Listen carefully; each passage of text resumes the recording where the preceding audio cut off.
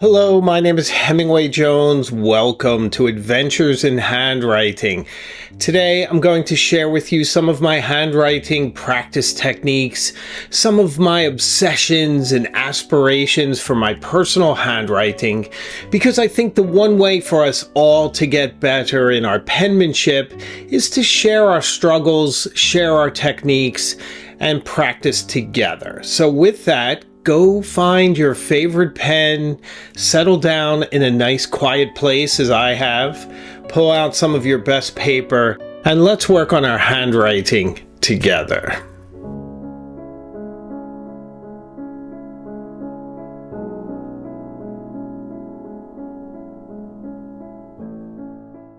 First, I'd like to start by sharing which tools I will be using today. So for paper, I thought I'd use this delightful Campus B paper, which has a very nice soft binding, which I really appreciate. It also opens quite flat, which is very important because you just don't want a center seam or anything else to get in the way. This paper comes from Japan and it is as smooth as an ice skating rink, making it a delightful choice for my handwriting today. For a fountain pen, this might be a surprise, but I find my penmanship is best with vintage pens and with the Waterman 52 in particular.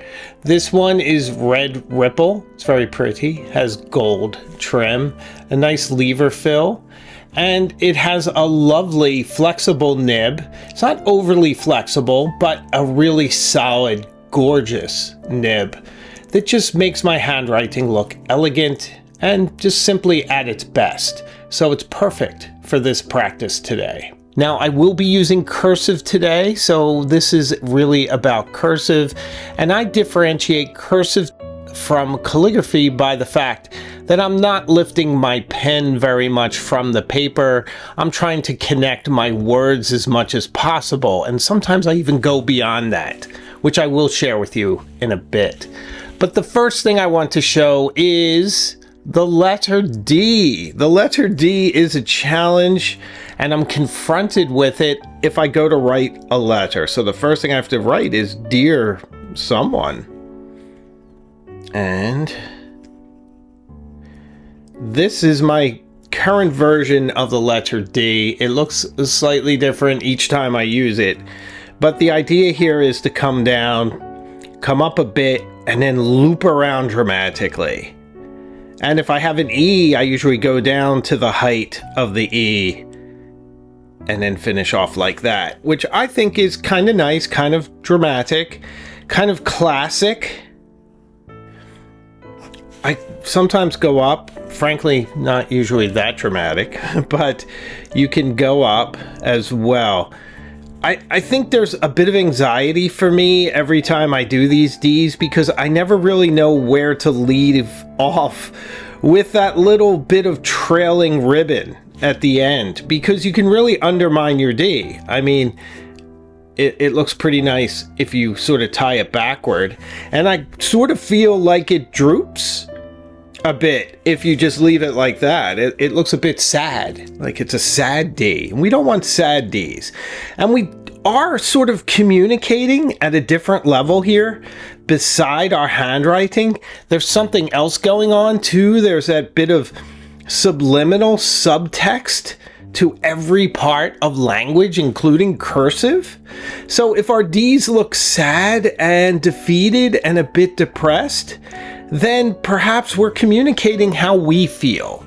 Now, I think that doesn't apply here because we are rolling into the next letter. But keep it in mind, everything communicates a bit about yourself, and I think that's part of the reason why cursive writing is so important, because you are communicating something on a certain level, saying, look, I'm a little different. I use cursive, and this is me. This is who I am. And you're trying to differentiate yourself in that way. Now, this is a little bit more sort of calligraphy style because I'm going to lift my pen. I really don't write like this. It would take me forever but it looks nice. I'm getting a little better. Now, I can critique all of this. You can see my slant is all over the place. It really should be more uniform. I guess more like that. To the extent that that's good. And see my line spacing, excuse me, my letter spacing here is all over the place. And these are my issues. These are my struggles. And another important part of this, and I would suggest that you consider this yourself, and that is, what are you telling yourself while you write? I'm beating up on myself a little bit. I'm trying to be very gentle on myself. I do have some issues. I have a neurological issue. I have compression in my neck that radiates down both of my arms. And there are times when I cannot hold a pen properly. I'm actually doing quite well now. I've been struggling with that. And that's a sort of a battle of millimeters because you're trying to stretch the space between your vertebrae. And I've been doing pretty well with that, to be honest. So I'm happy about that, and I'm happy that I can grip a pen properly and write. And I can tell you one thing, that no matter how I change my grip, my writing is virtually the same. So that is one thing that surprised me. So many people will tell you, just change your grip and your writing will change. It doesn't. Writing is in your mind. Writing is a struggle of aesthetic that's in your mind. Some people have developed it well, and other people, like me, it's a bit of a struggle. I don't have the handwriting aesthetic. So that's why I think these kind of videos are valuable, because maybe you struggle too. So one of the things I struggle with is my slant. But here we're going to speak to John. We're going to have a bit of a slant here, and I actually quite like this J. Now, I have a middle initial J, so I get a lot of practice. Now, I'm going to use a H here from my wife. She does this really interesting ribbon H, which is like this, which I really quite like. Mine is more like this, but I'm starting to adapt my wife's because it's true cursive. You're not lifting your pen from the page. But sometimes when I do it, like right there, I miss my cross stroke properly, but I guess you can amend it. But hey, John, how are you? So we're using a lot of my favorite letters here. That's a decent H there. My A is fun. I really like my A. It's sort of a chateau A. This is an A-frame A, and pops up and then back like this. And then I either do an R that comes up or I don't. I'm a little all over the place with my lowercase r's. So I sometimes come up like this and do the little loop and then the little peak and come back, which is very traditional, almost calligraphic, almost like calligraphy, but not quite. And then sometimes I do the one where it bumps up and comes around. This is more mid-century. And then lastly, at the end of the word, let's take a word like shower. And at the end, I'll go E, and then my R plants in the ground immediately, comes up and trails off like that. That is a super fun R if you're not doing it. I'll do it a little bigger here just to make sure you can see it. We will do it in another word. Let's go with this, which has a bunch of letters that I adore. Okay, so plants comes up and then trails off like that. So that's fun for variety and just a couple different tools in your toolbox. So you have a traditional R, you have the bumpy, what I call mid-century R, and then you have almost a print version of R. See, when I was growing up, they called it print or cursive. I'm not sure if people still call it printing, but it used to be the old block letters. We would call that cursive. The sisters at Holy Innocents Grade School in Philadelphia, PA, taught us how to print. And it was an alphabet that looked like this. So I like block letters. I still use them.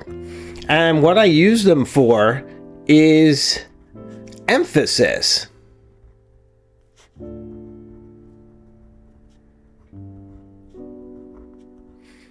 So I'll show you that in a second. I'm fighting the urge to make these cursive, by the way. And I kind of forget what the Q's supposed to do in the print version, to be honest, because I want to put the little cursive tail on it. So my Q's kind of suspect, okay? Let's just make that abundantly clear. So I will write a sentence sometimes, and I'll use it for emphasis. Like, let me see.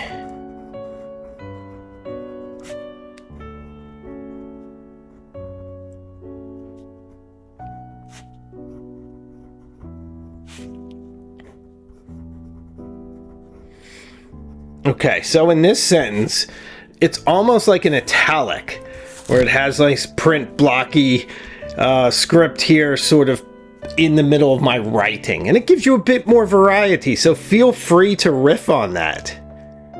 By the way, I'm quite happy with my Y's. My Y's I feel very good about. I think this also works really well if you're trying to show the importance of a word that's maybe not an English word, which is another way italics would be used. And if you notice here, I'm trying to slant my block letters to match my cursive as well. So, but either way, it works. And I think it's a nice way to emphasize your writing. So another capital letter I'm very happy with are my I's. I've been doing I's like this, and I feel like this is a legitimately interesting and somewhat consistent, which is rare for me. I. There's also the sailboat version, looked a bit like that, you might remember. I think the Sisters of Holy Innocents would love to see a little boat there. But I love letter I's.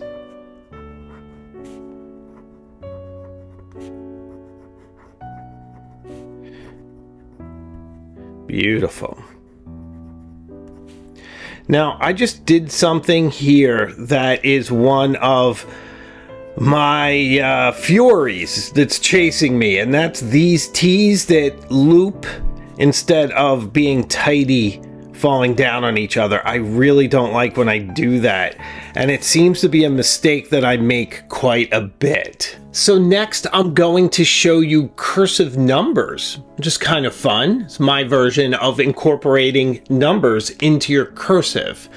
And I think in a later video we'll do cursive symbols, because I use quite a few of them as well. But after I do numbers, I want to share with you sort of my free-flowing cursive style that you would see in a letter from me. And that's where I try to connect things in very creative ways, hopefully, and I'd love to see what you think. Okay, so where did I get the idea to do cursive numbers? It was pretty easy. I look at a lot of historical handwriting, and especially Old English roundhand, the sort of thing you would see our founding fathers write with, and they used numbers that were incorporated with their cursive and had similar slats. So nothing I invented, just an idea, and I'm sure each of you have your own version, but let me know how it compares. So let's start. We're going to write an elementary sentence because that way I can keep my mind on my penmanship. Do you ever sometimes get a little bored with a word and you find yourself hurrying through it? I do. So here we go. Took me a long time to get here. So I'm doing a more cursive version of the numbers, just to flow with it the same way. I actually feel like this 2 is probably not the best 2 for cursive numbers.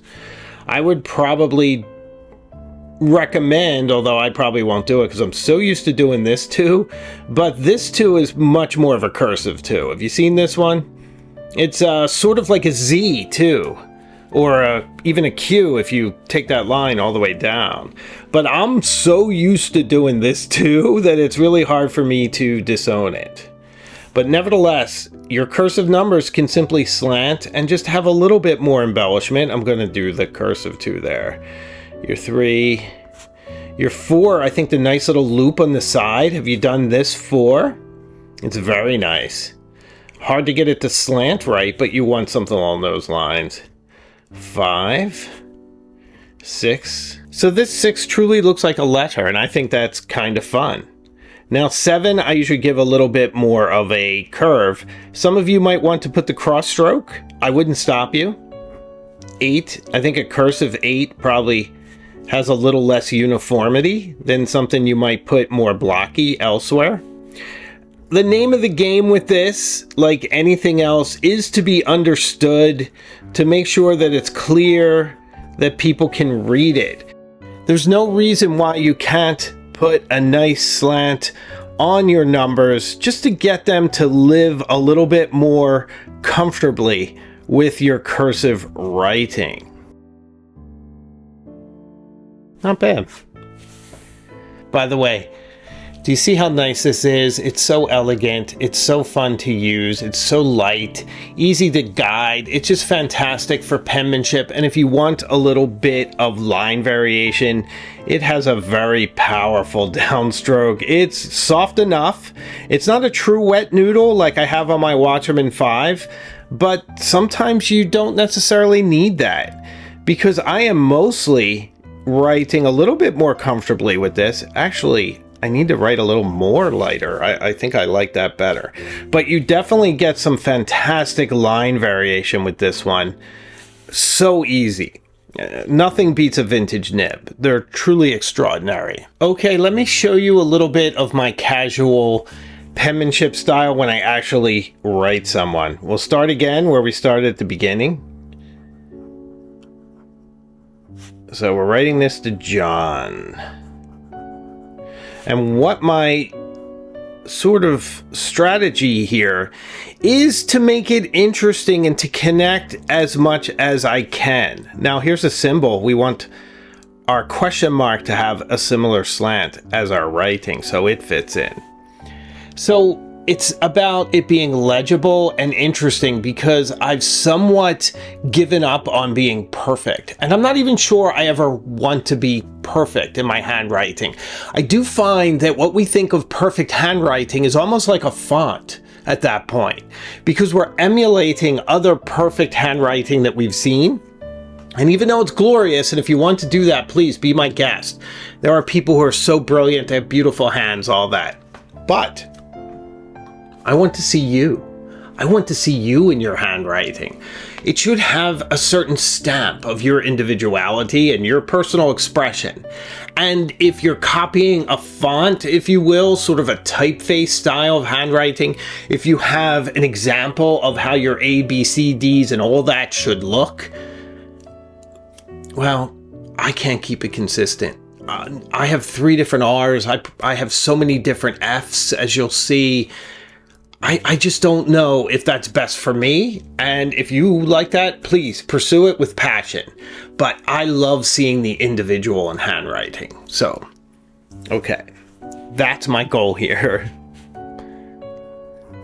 So I'm looking for opportunities to connect. And usually I find them with my T's, and I sometimes incorporate random capitals. So I'll do stuff like this. Now my I here is a bit funky because it started at the top, but I'm okay with that. I copied this also from old letters from the 18th century. This was very popular with English roundhand for whatever reason. May have something to do with the nibs they were using.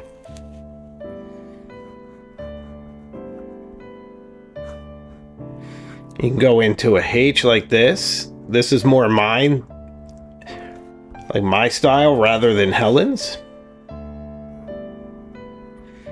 Okay.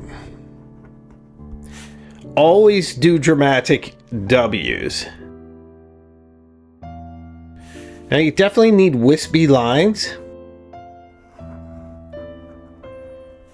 So it went real wild there, as the founding fathers often would.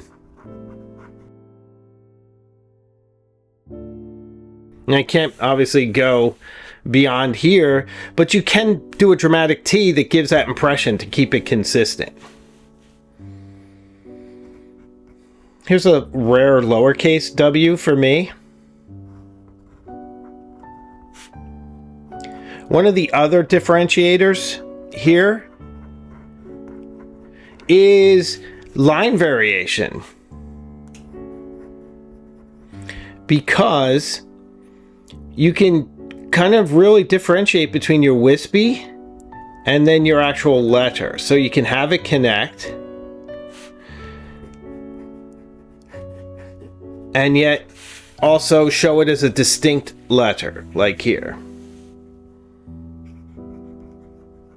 Now sometimes I do this funky F. It's sort of like a F hole F if you've seen a violin or a hollow body guitar. And the reason I do it is it just sort of gives a little pop to the eye.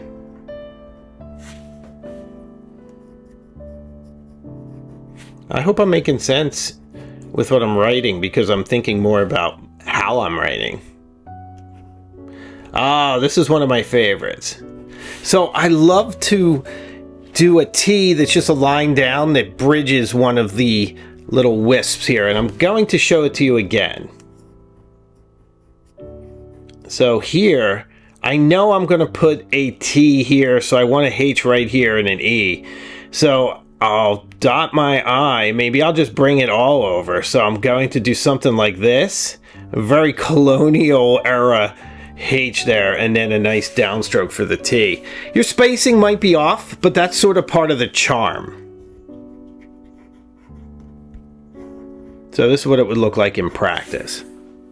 Let's do a little more of this. Okay, so let's try this again. I'm going to show you what a note to my wife would look like. Let's pretend we're in Italy right now.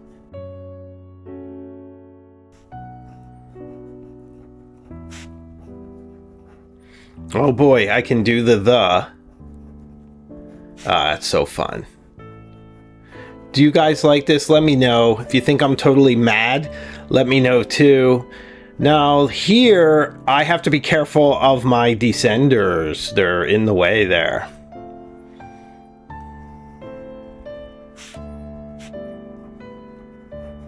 It's funny, this can be a lot of different letters. This can be an F, this can be an I. It really depends on my situation.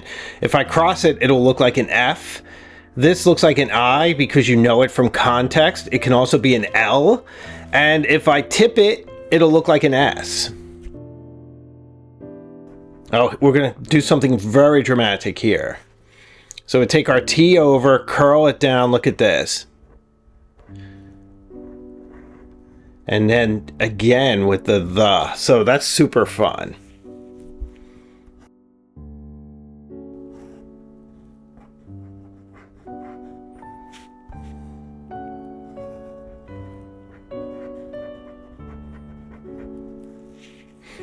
That's super fun.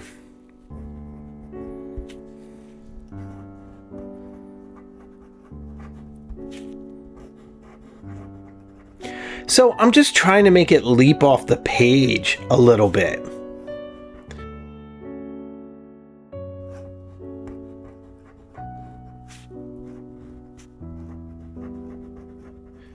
I really wouldn't be writing a letter like this to my wife, but it's kind of cool. You never know where my mind is going to go when we do these things, but it's all about the handwriting, isn't it? It's kind of fun. So that's kind of how I do it, just to make it a little bit more expressive, just to get it to jump off the page. And I really like it because I feel like this is me, and when I look at this handwriting, I don't have that visceral negative reaction that I often have when I see anything I create. If I draw something, sometimes I'm like, oh, I just don't feel well with this. I want to start over. I want to destroy it creatively and then recreate another one. Even some of my videos that I edit, I'll love it for the first couple weeks. I'll go back, look at it and say, oh, why didn't I change the pacing on the music, and why does it cut there? It should have been extended. I'm very, very self-critical, and I've shared this with you before that I'm sort of a balance of overinflated ego and self-loathing, and I think somewhere in that balance and mix I come out as mostly okay. And I think the message I'm trying to bring across to all of you is that we're all mostly okay. So try not to be too hard on yourselves. Handwriting is hard, it's a challenge, but it's so rewarding, and it's so fun, and it's so intrinsic to who we are as people and in how we connect. And it's important how we connect. I think it's one of the most important things in our lives, to connect, make these strong connections with other people. And how better to do that than with a beautiful, well-crafted bit of your penmanship in a letter to someone, reflecting who you are.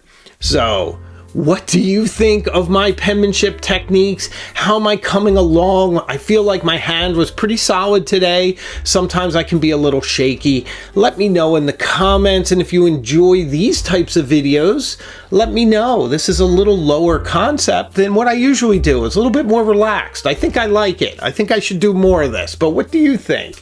Let me know. And if you've enjoyed it, please subscribe and come along on this journey with me. And if you want to support the channel even more, I have a membership program as well, and guess what? We write letters.